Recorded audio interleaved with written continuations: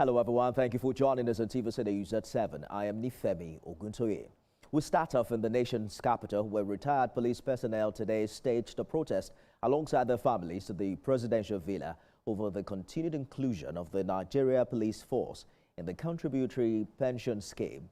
The protesters, under the name Police Retired Officers Forum of Nigeria, described the pension scheme as fraudulent, illegal and inhumane.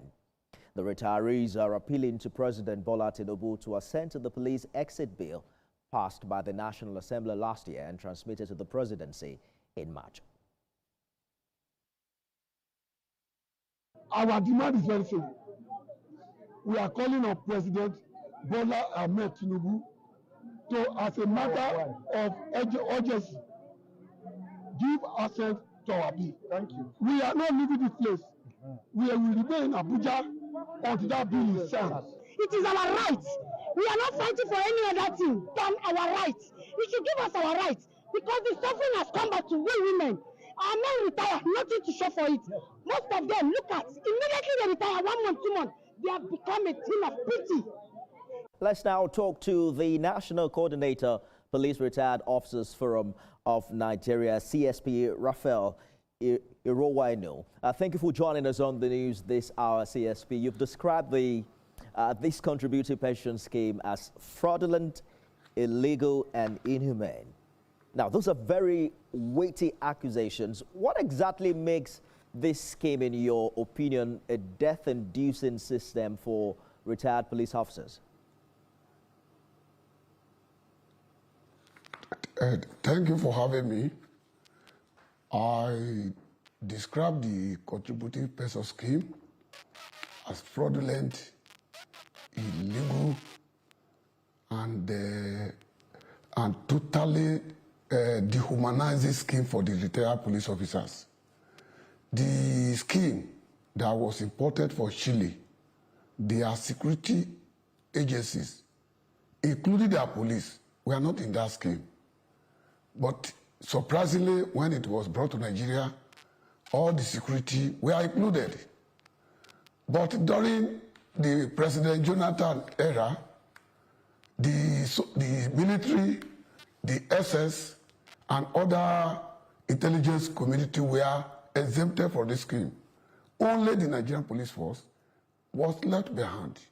And we have started this agitation for the past 15 years with successful government play on our intelligence. It is illegal because in the Constitution of Federal Republic of Nigeria, gratitude is a statutory entitlement of federal government workers. These were denied.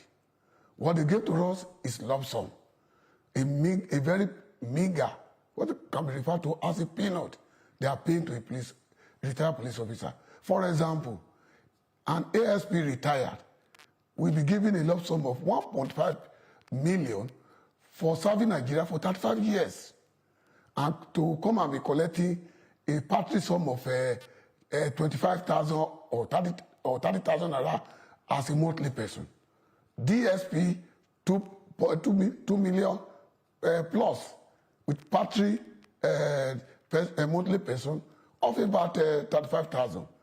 CSP 3 million for 35 years, who have served in Nigeria for 35 years in pain and suffering, and then he will be coming back to collect 50 to 55,000 naira.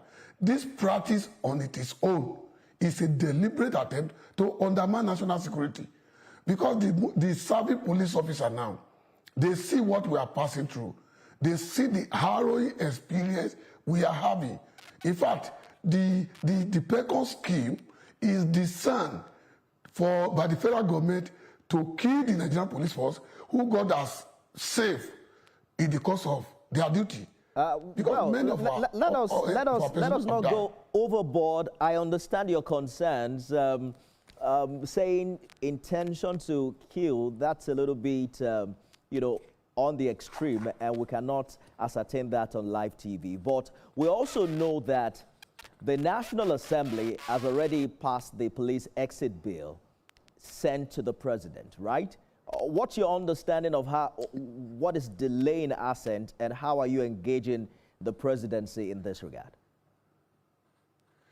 The police exit bill was passed on the 4th of December 2025 by the National Assembly. And eventually, the bill spent almost 3 months at the National Assembly before it was eventually transmitted in mass to the president for his assent.